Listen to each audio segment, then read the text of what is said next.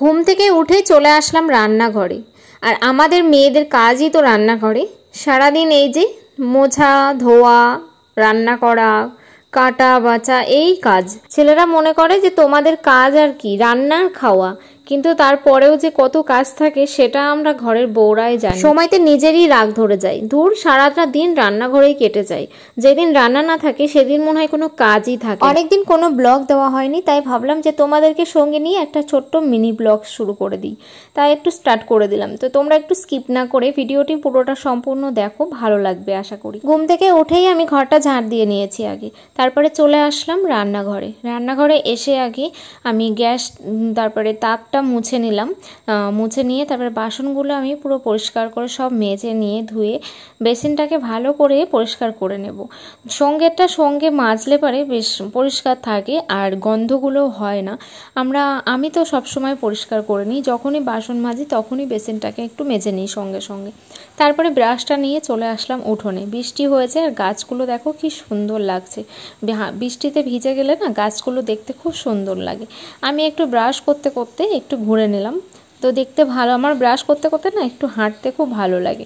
উঠোনটা একটু ঘুরে বেড়ালাম, তারপরে গাছপালাগুলো একটু দেখলাম, বেশ ভালো লাগে। আমি একটু রাস্তার থেকেও ঘুরে আসলাম। তারপরে এসে আমি বিছনাটা গোছাবো। যেহেতু তোমাদের দাদাভাই শুয়েছিল আমি যখন ঘর ঝাড় দিয়েছি, ওর জন্য তখন আর বিছনাটা গোছানো হয়নি। তো তার জন্য আমার কাজগুলো আমি সেরে একেবারে ফ্রেশ হয়ে নাইটি চেঞ্জ করে তারপরে আমি বিছনাটা গুছিয়ে নিলাম সুন্দর করে। ঘরের সৌন্দর্যই হচ্ছে খাট। খাটের বিছনা যদি ঠিক না থাকে সেই ঘর কিন্তু তুমি যতই গোছাও না কেন সেই ঘর কিন্তু ভালো লাগবে না। আর বিছনাটা যদি ঠিক থাকে, ঘরের খাটের বিছনাটা যদি টান টান করে পাতা থাকে, তাহলে দেখবে সৌন্দর্য লাগে দেখতে, ঘরটা খুব সুন্দর ফ্রেশ লাগে একটা।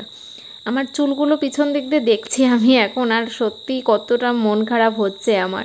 এমনভাবে তো দেখতে পাই না। এই ভিডিওটা তুলে দিয়েছিল আমার বোন ছিল আমাদের বাড়িতে, তো তাই ও তুলে দিয়েছে, তাই আমি ভিডিওটা দেখে চুলগুলো দেখে মনটা আমার খারাপ হয়ে গেল। সত্যি কত চুল ছিল আর সে জায়গায় আমার কত কমে গেছে চুল। প্রত্যেক দিন আমার চুল উঠে উঠে সব শেষ হয়ে গেল।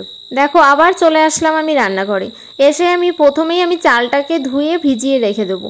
ভাত রান্না করব আমি পরে। 3 ঘন্টা আগে যদি চালটা ভিজিয়ে রাখা হয় তাহলে ভাতটা অনেকটা লম্বা হয় আর ভাতে বাড়েও, আর তাড়াতাড়ি ভাতটা হয়ে যায়। তোমরা একদিন ট্রাই করে দেখে আমাকে বলো যে কথাটা ঠিক না ভুল। তারপরে আমি চা করে নিলাম 3 কাপ। আমার বোন আছে বললাম যে আমাদের বাড়িতে, ওর জন্য 3 কাপ চা করে নিয়েছি।